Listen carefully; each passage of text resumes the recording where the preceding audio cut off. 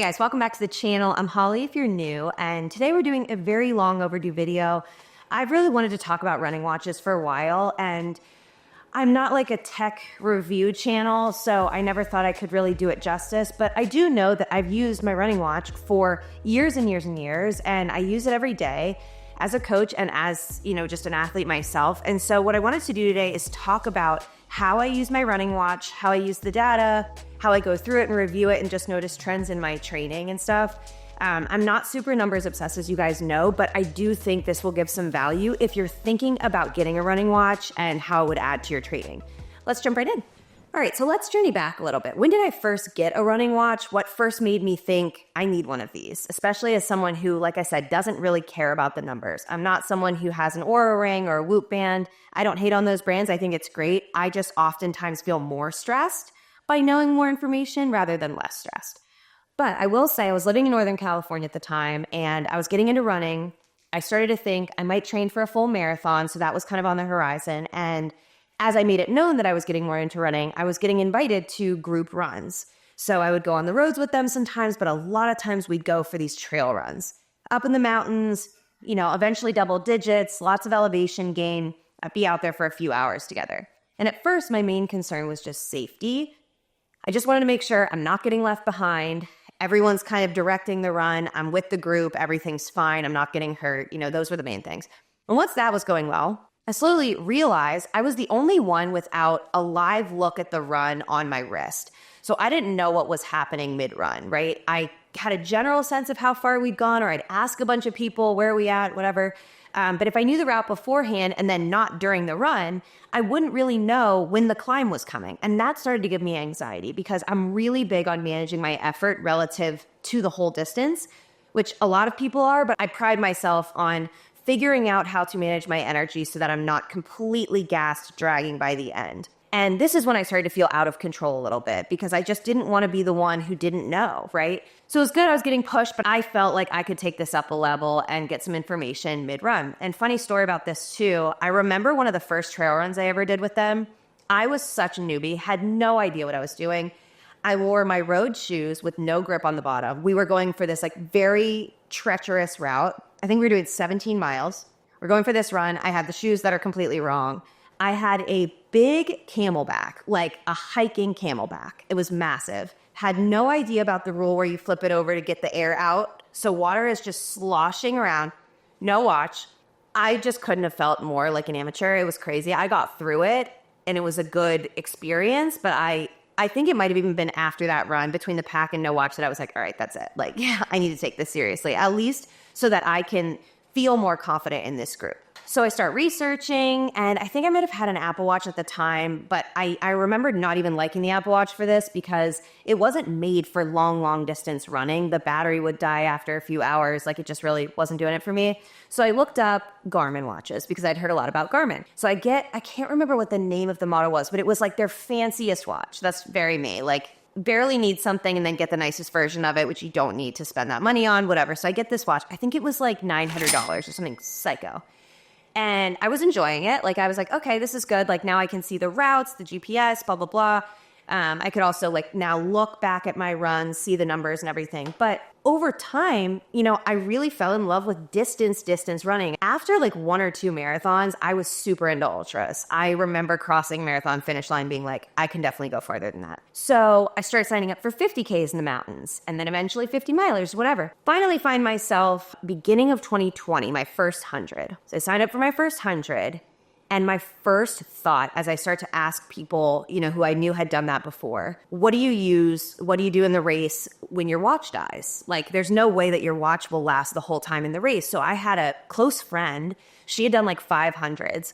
And she told me, she was like, I just bring this charger, this portable charger, and I switch watches. So I had two watches and I switch them back and forth, and one charges, the other one reads it, whatever. I'm hearing all this, plus I'm supposed to run 100 miles, manage my food and pain and changing clothes and everything. And my first thought was there's no way I am going to be switching and charging watches mid-race. There's no way. And I thought to myself, I've never heard anyone talk about really any other watch brands, but let me just quickly search, does anything last for the entirety of an 100-mile race which in most cases you have like a 30-hour cutoff or 35-hour cutoff. I found Coros. Coros, Coros. And I remember being like, wow, they were known for battery life. So I see these watches and I'm like, sweet, that's going to last the whole race. Like not even, I think at the time the Garmin I had with GPS would last maybe 8 or 9 hours, something like that. So I see Coros and they're priced so nicely. And from what I could see, features identical to the Garmin pretty much. So I look these up. I'm like, that sounds great. I order it. And it was such a simple watch to use. The first one I ever got was this one, the Apex. I believe they don't make just the general Apex. I think there's like an Apex 2 now or something. Don't quote me on that. But I first got this one. Loved it. I really liked the app too. Everything was just super simple there. I had everything I needed. And as I said, I'm not super obsessed with numbers, but I could see heart rate, elevation gain, mileage, cadence, even stride length, things like that. And it was great. And the watch lasted me on my first 100 easily through the whole race. It perfectly had all my splits. Everything was categorized right. And I remember the watch lasted another like 3 days off GPS after the race, which I was just like, that is awesome. And it was like a third of the price of the Garmin. Never touched my Garmin again. I'm not shitting on them, but never touched my Garmin again. I was with the Coros and that was it from there. I had used it for like 4 years up until recently when I just got an upgraded watch, which is the Coros Pace Pro. And I honestly, with this brand, have just nothing but good things to say. And I share all this to tell you guys, it made me care about stats in the right way for me. I now feel like I use the numbers to inspire me to run more. It makes me feel better and more confident about my running.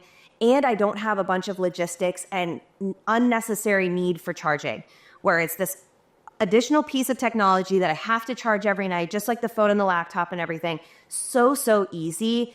Functionality is completely made for idiots, which I really appreciate. So now I've been a Coros fan for almost 5 years. And with this new watch, I just wanted to show you guys some of the features I use mid-activity and then afterward. So first things first, what the updates they've made, it's color screen now, which is just, as a user, it's just a little bit more dynamic and easy to look at. And it just shows you every possible stat you would ever want to look at just by scrolling through. So I've just started a run, even though I'm not actually outside running, but you can go through different things to look at while you're doing it. So in real time, I can look at the heart rate, of course, my pace, my distance, activity time. I can look at my cadence even in real time. And my favorite feature, which I mentioned recently in a video, I can look at the grade of the hill, which is massive for coaching. When I'm out there running with somebody, I want to know exactly what this workout is doing to benefit their training. Are they prepping for a race? Are they trying to get more aerobically fit? Both, whatever we're trying to do. If I take someone out to a hill, then I generally know the hill is runnable. If I'm going to do big hill sprints with them, so hard push, 30 seconds, 10 reps of that, I want to know exactly just how steep we're running so that they can prepare if they have an upcoming race to know how to manage their effort going into that course. That's a really big one, right? Not all hills are built the same. So I don't want someone going into a race running something much steeper than what we practice and feeling like they're inadequate when really it's just that the hill was steeper. If we're doing something to prepare them for a longer race as well, I like to do rolling hill workouts or just that gradual little bit of incline that just pisses you off. I would look to this to see, is it between like 3 and 6% grade? That would be perfect to just make it runnable, but just annoyingly uphill. That really helps prep for something long, etc. But I really like this feature and it wasn't on my watch before. And so I just feel like this is massive. This is just something that really helps me feel like I know exactly why something feels hard or easy. And then even when I pause the run, it will still keep little stats on the side. So my heart rate would still show. It would still show if we have GPS service. And then I can resume, go to my laps to look at how it's going so far, details, or just finish the run. I know it's hard to see on the screen, but I'm just kind of showing you. Basically, they really made this watch for idiots, which I really appreciate. I'm a pretty techie person, but I don't want to go out of my way to figure out how things work. So it's just nice that it's all right there. And I really think all ages can use this so easily. Other features I love on this watch, the cadence work you can do using the metronome is unmatched. I don't know if Garmin has this feature. They did not when I had my watch, but the metronome is one of the coolest things about this. So I can go through all their different, they have a timed nap feature, which is incredible. Go to the metronome and you can set what you want it to be at. So 180, I mean, really anything you want. And what's cool is they have just a vibrating feature, or you can turn the beep on so you can run on the beep, or you can just do it off of the feel. And this is just such a nice way to practice form, keeping that cadence high when you're tired. If I'm ever feeling like we're getting sloppy in the middle of a client run, I will turn that on, make them match my footing based on the watch, or I put the beep on and let them listen. It's just really good to have that as a tool already on the watch. You don't have to download a weird app or anything with all these ads and stuff. So that's great. I do feel like all the features on here, like I said, there's a timed nap feature. This is built for true athletes and total beginners alike. It doesn't feel like it's one category or another. And like I said, it's just a price point, like for me, just makes sense. This is still in the 300s. Way better, especially how much use you're going to get out of it and the battery life. Like, I don't have to charge this thing hardly at all. So I can't say enough good things. But to get more specific about it, if I were to leave the function on where you're always seeing the watch face, it doesn't turn off until you flip your wrist. So it's always on. It will last 6 full days. Don't have to charge it. With GPS going, it lasts like 38 hours, which is amazing. I think these features really make it so this feels like it's part of your lifestyle without adding more work for you to do. Now, going back to story time again, one of the other issues I've always had with managing my workout data was if I ever went to like an Orange Theory class or similar HIIT style classes and they give you a heart rate strap, and I don't know if you guys have ever done this, and the heart rate is being projected up to the screen like against the other people in the class. For some reason, I don't know why, my heart rate like hardly ever registers on those, and I don't know why. So in these watches, both of them, you get a heart rate read on the back, but what I really love is Coros has their own heart rate strap as well, and this actually goes mid-bicep up here, so you just put on the strap. It links to the watch, which again links to the phone once you upload the data there, and it is such a nice, accurate reading. Because I've had my heart rate checked, obviously, properly at the doctor and stuff like that, my blood pressure and my resting heart rate, I know that I do sit very low from just being generally healthy, and I think genetics as well. But if I can't get a reading of what my max heart rate is in an all-out push on the hill or, difficult part of the end of a run or whatever, that's a little worrisome to me because I do want to be in the know there, especially as a coach too. I need to have a reference point. So what I love, I've been using this heart rate strap with my Coros watch and linking it all together. And I find that I get really consistent reads. It feels really accurate relative to what I've had read to me at the doctor. So this is really important to me, just having a super accurate heart rate reading. And on top of that, just seeing trends in that. Like I said, so many things I've said in other videos can affect your heart rate. So extra caffeine, stress, not getting enough sleep, meds that you're on, all those things can affect it. But as long as I understand why things are going the way they are, start to end of the year, is my heart rate reading about the same? Did it get worse? What can I blame that on through the year? All those things just important to know, especially as we get older. It's a shock to no one that I struggle with anxiety on pretty much a daily basis. I don't know who doesn't at this point. But one of the features I really love about this watch, just from a lifestyle standpoint, is they have a broadcast heart rate feature. Oh, I didn't even tell you guys the best part. This is touchscreen as well, which is incredible. But you can click on this broadcast heart rate feature, and then on your wrist, it will just tell you in real time what your heart rate's doing. Going up, going down. If I feel like I'm having sort of an anxiety attack, panic attack, which does happen, I will just sit for 2 minutes, take some big, deep, slow breaths, the same way I teach you guys in your running. And I get to watch that heart rate come down. And that calms me down in and of itself, just looking at that in real time. So I really love that feature as well, just to manage my anxiety. Going to another story time for you guys, I have never, ever been good at directions. I don't have a sense of direction. I really don't. I get that from my mom. But I've had some really close calls with some solo runs where I've gotten completely lost. And to be quite honest with you, I never felt that interested in any of the GPS or map features of any of the watches, including Coros. I just was like, I don't really care or need that. I know enough about where I'm going that it's fine. I'll be whatever. There was a time I was training for the first 100. I think it was like midsummer that year. And I had run a route with a couple people from this run club I was in. The route seemed pretty straightforward, and afterward, one of the guys had sent me the route from his watch I don't know if it was the actual like GPS data, but he was like explaining what to do. And I was like, okay, yeah, I just follow the signs for the trail. We did this loop, blah, blah, blah. You know, it'll be fine. What I did not know was they were doing construction and a little bit of like fixing to the route. So there was a lot of flags and unmarked turns that we had taken. Had no idea. So it was midday. I think I was like 10 miles in when I realized I had no idea where I was. I kept looping back, could not find where I was. And I started to panic. My phone had like 1 bar of service, I think it was. It was broad daylight, thank God. I had a decent amount of water. I had a little bit of food, but I was starting to get really scared. I was like deep in the thick of the woods in Tennessee. Didn't know really this trail very well at all. And I started to panic, honestly. Luckily, I was able to get enough service to call my sister and mom at the time. They answered. It was really broken up, but I just told them, I'm lost. I don't know where I am. And I don't even know how to use the feature. It is super easy to use now that I've actually looked into it, but at the time I didn't know. So I'm calling them. I'm like, tell me how to get the hell out of this area. So my sister was like, you're actually really close to a road, but you need to, I don't know if there's stuff in the way, but you just need to go fully right and walk until you hear till you hear traffic. I look to my right. It's just thick woods. Totally no trail, really, really steep. Talk about gradient. This must have been like 20%. I have no idea. But it was completely unmarked. And I'm like, I got to do what I got to do. So I just start hiking on all fours, going up this hillside, brush everywhere, all over me. Of course, I get to the end of this. I hear the traffic and there's barbed wire. Luckily, it was low. I just had to kind of stomp and get over it. Get finally to the road. I looked like I was coming out of like a horror movie.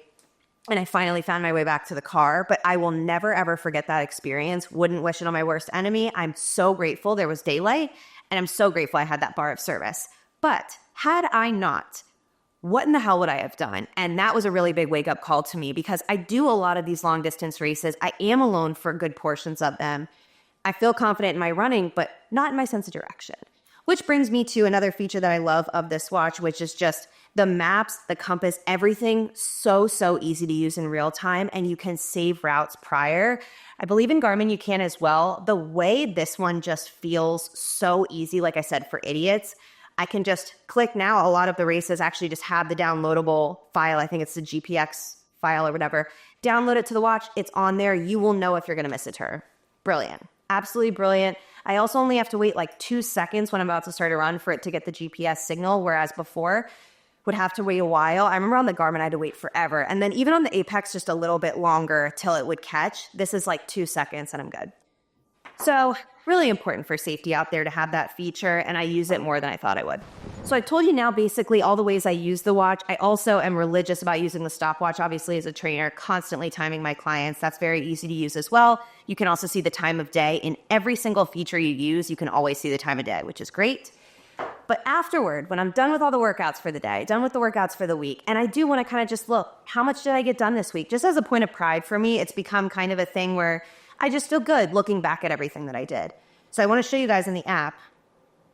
Basically, you finish, it'll, Bluetooth upload everything, but you can go to your activity tab and it has everything. Again, there's glare on everything, but it has everything there for you, which is really nice. So it has the route, obviously all the stats. I'm going to get into that and show you, but it'll also show you mileage in the month and then mileage in the year. You can just change all of that. I love just if I'm having a low day, I will go back to last year or 2020 and I'll look at my 100. I just want to show you guys this. It's just so cool having, look at that, 100.06 at the top. I remember I put this screenshot of this in my slideshow on Instagram.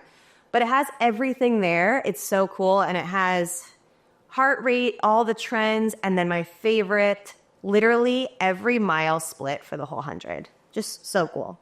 So again, it's just I just like how it looks. It's easy to go through and look at. Obviously looking at the map, if I ever wanted to repeat a course that I forgot, all that stuff is great. But when I click on a workout, so say I go to 2024, December, and this morning, like I said, I went out and ran, and I click on that here, I can see the map, and then I can go through here, and it will tell me everything, average heart rate, best mile, average pace, obviously all that stuff, and then I can see the trend here of the heart rate. This is really interesting for me because if I'm feeling like I had a moment in the run that I can recall that was really hard, I always like to be like, what happened there? Was my heart rate spiking? Was I just tired? Were my legs heavy? Both happening at once. Today, for example, like I said, I do have a pretty naturally low heart rate, especially resting. But my one moment today that I was really struggling, I think a lot of it was the cold and the wind. I was like, that must have been, 180 was my heart rate or something. It was 154. So who knows? I had the heart rate strap on as well, but it's just really good to check yourself and to see, am I really pushing as hard as I think I am? I actually had thought maybe I'm not pushing hard enough sometimes, but it puts you in your zones like everything, all these watches do, but gives you your general training zones, aerobic endurance, aerobic power, threshold, etc., going up from there. Cadence, super easy. Like I said, I did not use the metronome feature today to check my cadence, but shows my average and my max. When things start to slow down towards the end, you really see that here, which is just nice to have a look at. It does affect how you go into your next run. I've noticed you can't ignore that you know this information, which is nice. But I'm not obsessed. It's more just fun to look at. Elevation gain and lost, of course. You can see where your hills are. This is really nice for your big, long races too, just to reflect. I love after a race looking at everything laid out. When were the hard parts? Did they feel as bad as I thought they would? Just checking your work, basically. And then, of course, your splits at the bottom. And then you can even rate the run, perceived effort, just so it can get to know you better. I don't do any of that. But yeah, I've loved using the whole interface. I mean, it's just fantastic. And like I said, this is super easy to just throw on my arm. I do feel like it's the most accurate heart rate reading I've had. Like I said, in those Orange Theory classes, I'd be pushing all out max and I'd look up at the screen. It would barely show that my heart rate was registered at all. It would show 60 or 70, which I just knew wasn't right. So I hope you guys liked this little review. I obviously am a huge fan of this particular brand, but I am just hoping you guys got something out of this for how to use a running watch, what it's good for, how to keep yourself on track with it, and use the numbers that help you and don't use the ones that don't. If you guys want more information, just click down below in the description. I've got the watch and heart rate strap linked there for you guys. If you want me to do a follow-up video or do even a comparison, I'm happy to try another watch as well just to see, but I don't see myself ever going to another brand, to be honest. I love you guys. Subscribe if you haven't yet, and I'll see you soon. Bye.